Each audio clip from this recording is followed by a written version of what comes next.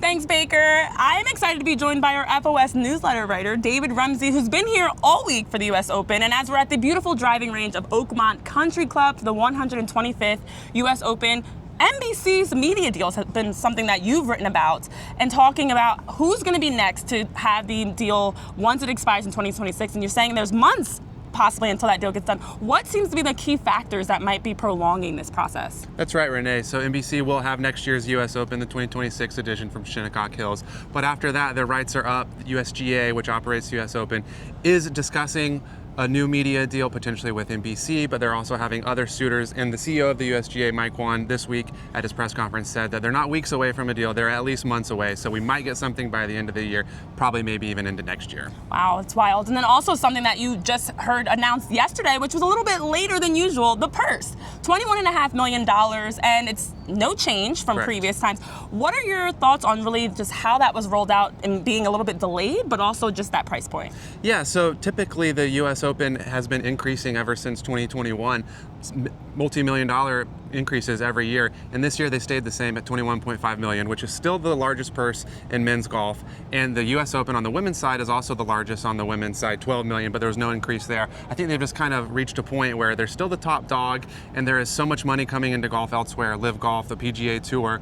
They're trying to figure out how are we going to stay on top, and what are the financial benefits of increasing versus just kind of staying where we are. Maybe next year they'll go up a little bit more. Well, speaking of where we are, at the Oakmont Country Club, it's actually one of the key sites for the US Open. Correct. And there's been 10 different tournaments that have come through Oakmont, but it's also one of the toughest courses, especially with the slickness of the surface. A lot of golfers struggle at times out here, but fans love that, David. Yes. What keeps bringing people back and also making this an anchor site for the US Open that makes it so valuable? Right, so Oakmont is now one of 3 anchor sites for the US Open, along with Pebble Beach out in California, Pinehurst #2 in North Carolina, where the USGA built another headquarters down there. In Oakmont, they've been here a record 10 times, more than any other course, like you said, and the fans love it. There are going to be 200,000 fans here this week. The rough is 5.5 inches thick. People like to see, golf fans love to see the best players in the world struggle, because so often they're 20 under par and just kind of making birdies. Birdies are hard to find out here at Oakmont and always at the US Open. I think that's why fans find it special.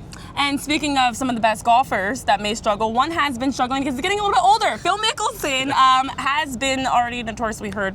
This might be his last U.S. Open, which is sad. That's such a legend of the game. What do you think is the realistic future, I should say, for Phil Mickelson and what we can expect? So Phil turns 55 next Monday, and this is the last year that he's exempt into the U.S. Open from his 2021 victory at the PGA Championship. So he could try to qualify next year. I don't know if he'd be up for it, and if he did, it's tough to qualify. So there's other avenues depending on how he plays at Live Golf and just going through the actual qualifying with 10,000 other people that annually try to make the U.S. Open. So he's been a legend of the game, like you said. Unfortunately, he has a ton of runner-ups at the U.S. Open and never got it done to complete the career Grand Slam like Rory McIlroy did early this year. But he'll get a strong reception out here this week. I've seen a lot of fans during practice rounds following him around. And if he does make it back, maybe for another U.S. Open later this decade, that'd be awesome too. Well, it's been a beautiful start to the U.S. Open here at the Oakmont Country Club. Of course, David, you're doing a tremendous job here, covering all the excitement for everyone. And with that, Baker, we're going to go enjoy some more golf here this beautiful day and send it back to you for more to see what's bubbling over at the FOS water cooler.